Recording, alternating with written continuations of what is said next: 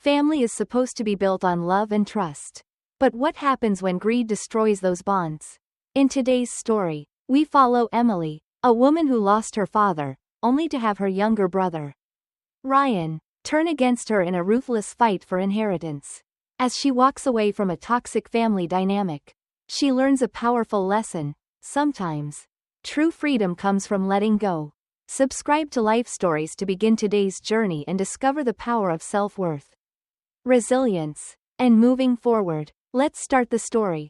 The funeral home was silent, save for the muffled sounds of sorrow that filled the air like a lingering mist. My father had passed suddenly, without warning, and even though I had spoken to him just the night before, I hadn't sensed anything unusual. His voice had been steady, his words as warm as always. And yet, the next morning, he was gone. I stood near the casket, lost in my own thoughts, my fingers gripping the fabric of my dress as though it could ground me in this surreal moment. My father had been my rock. Though we weren't bound by blood, he had never made me feel like anything less than his daughter. His love had been unconditional, unwavering, a rare thing in a world where lineage often dictated one's place in a family. But there was another presence in the room, one that disrupted the sanctity of my grief. "You're not my sister anymore." Ryan's voice cut through the quiet like a jagged blade. His words carried a sneering undertone, sharp enough to wound. "I'm cutting ties with you." I turned to face him. My younger brother, or at least, the boy I had once called my brother. He was only 22, fresh out of university, and he stood before me with an expression that was a mix of arrogance and triumph. "The inheritance is all mine," he continued. "Dad would have been happier if his son got everything instead of some woman who isn't even related by blood." Something in me shattered at those words. But it was not pain, it was clarity. This wasn't a moment of loss, it was a moment of revelation.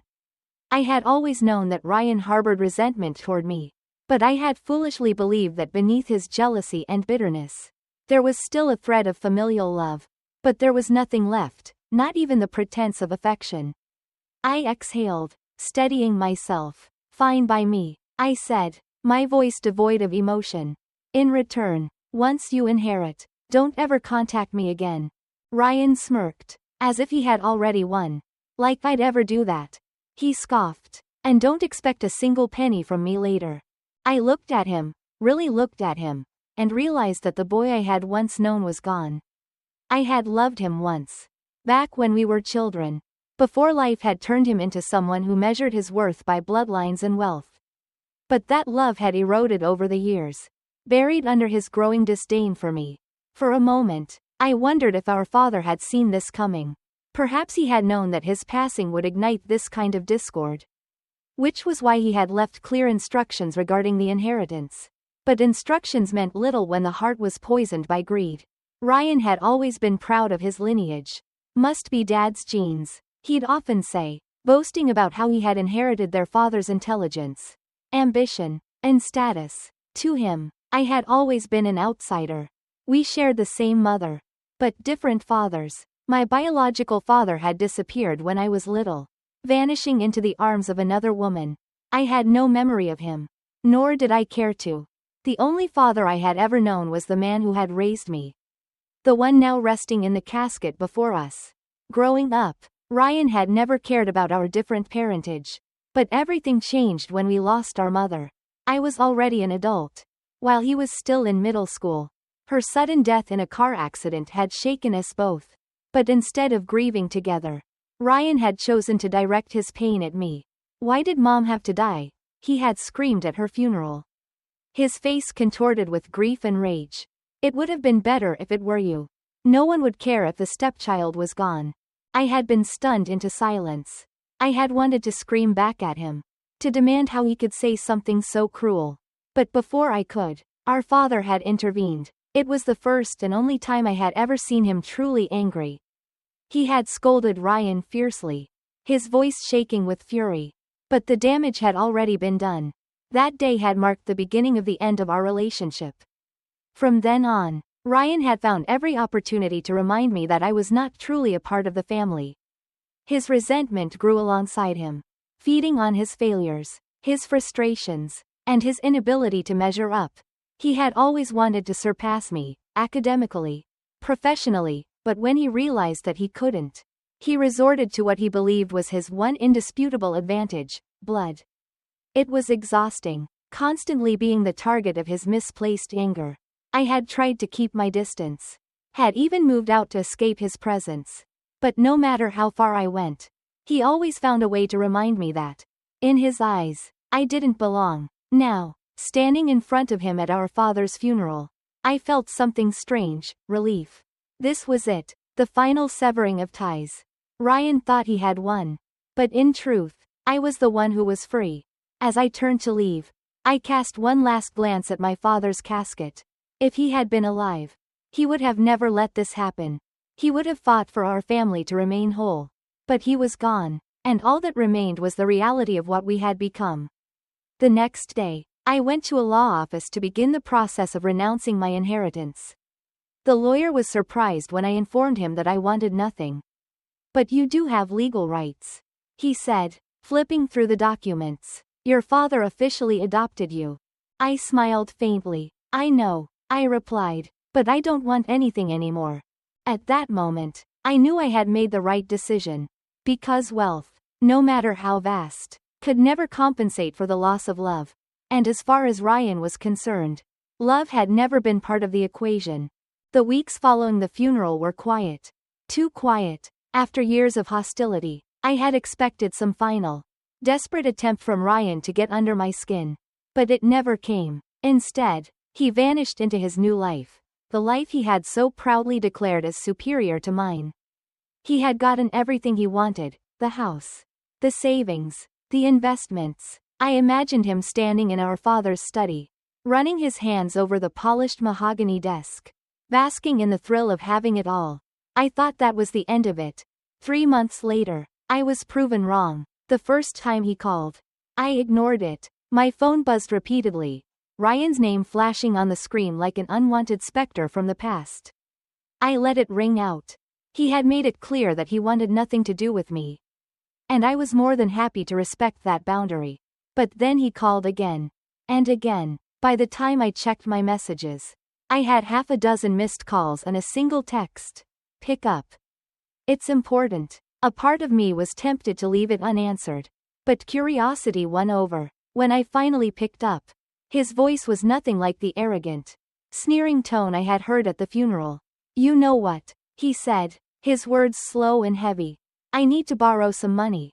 I almost laughed. After everything he had said, after declaring himself the only rightful heir, after insisting I was nothing but an outsider, he was asking me for money?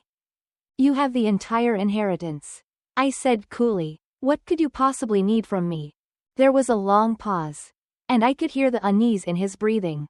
"Dad had debts," he admitted reluctantly. "I thought I could handle it. But I can't keep up with the repayments." I frowned. Our father had always been financially responsible. He worked hard, saved diligently, and never lived beyond his means. Are you telling me he owed more than what he left behind? I used Dad's savings to cover some of it. But it wasn't enough. Ryan mumbled, "It's worse than I thought." I didn't believe him. Not entirely. Yes, I had known about the debts. After all, I had gone through everything with the lawyer before renouncing my inheritance. The loans weren't small, but they were manageable. If Ryan had handled things properly, he wouldn't be in this mess. "You knew about this, didn't you?" he suddenly snapped. "You let me take everything, knowing I'd be the one stuck with Dad's debt. You did this on purpose." There it was. The blame. The refusal to take responsibility. I sighed, my patience wearing thin. "Ryan, I tried to tell you about Dad's financial situation.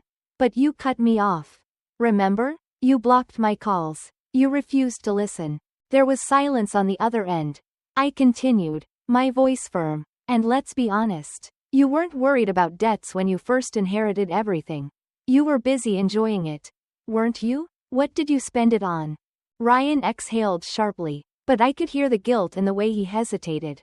"That's not the point," he muttered. But it was. Because Ryan hadn't just inherited debt, he had inherited assets, savings, and a house free of a mortgage thanks to an insurance payout.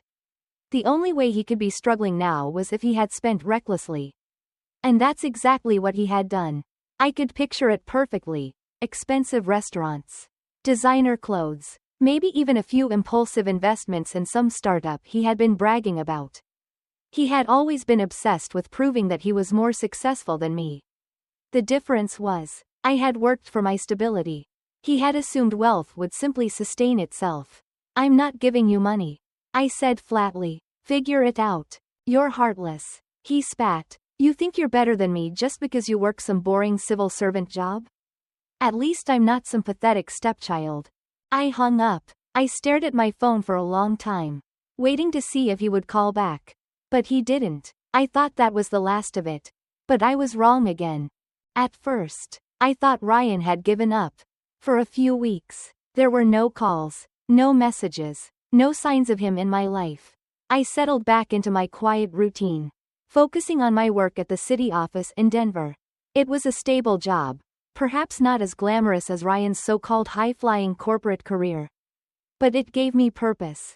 I helped people navigate bureaucratic hurdles, handled local administrative issues, and played a role in shaping the community. It was a quiet, steady life, and I liked it that way. Then one afternoon, just as I was stepping out for lunch, I spotted him. Ryan was standing outside the city office, looking disheveled in a way I had never seen before. His usual air of smug confidence was gone, replaced by something much weaker, something almost desperate. His hair was unkempt, his suit slightly wrinkled, and for the first time in years, he looked younger than me. I turned on my heel, heading in the opposite direction. But he was faster. Emily, wait. His voice was urgent. And despite everything, I hesitated. I could have ignored him. I should have ignored him. But some part of me, the part that still remembered the little boy who once followed me around the house asking endless questions, stopped walking. He jogged up to me, slightly out of breath. I need to talk, I sighed, folding my arms. If this is about money, please. He rubbed a hand over his face. Just hear me out. Against my better judgment, I did. We sat on a bench near the office. And he started talking, not with the arrogance I was used to, not with the sneering superiority, but with something closer to honesty. I messed up, he admitted. I raised an eyebrow. You don't say. He let out a bitter laugh. I thought I had everything figured out. I thought I was set for life. Dad worked at a big company.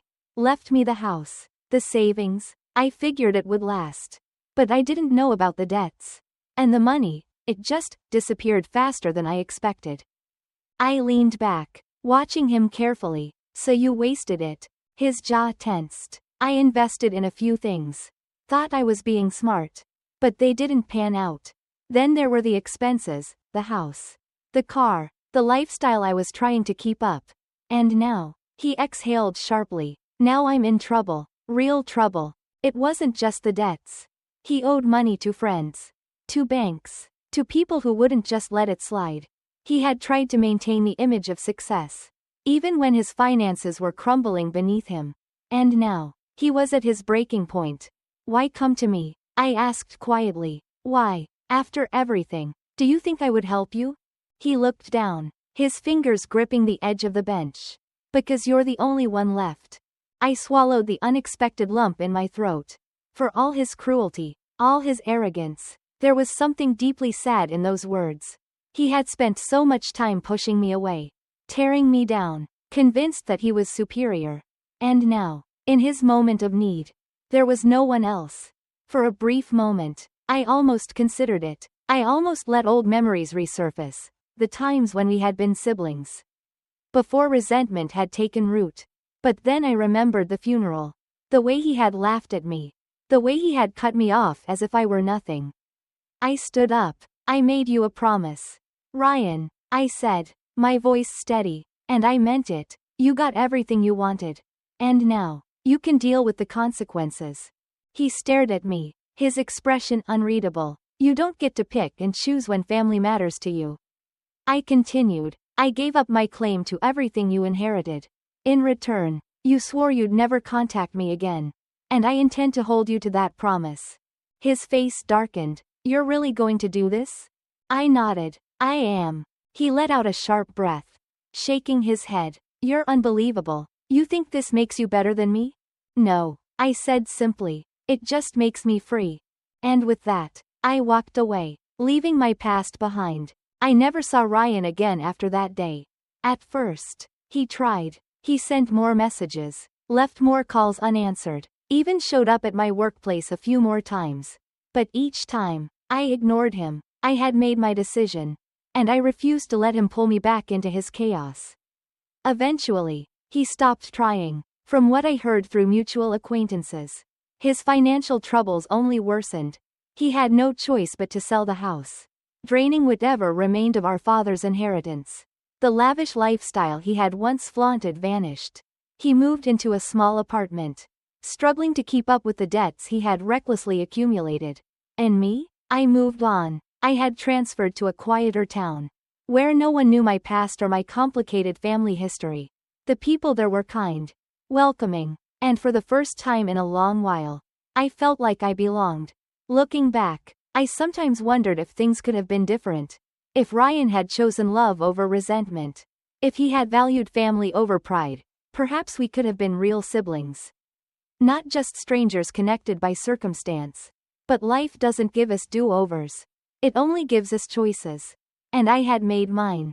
I had chosen peace. I had chosen freedom. And most importantly, I had chosen to leave the past where it belonged, behind me. If you enjoyed this story, don't forget to subscribe to Life Stories for more heartfelt and thought-provoking tales. See you in the next video.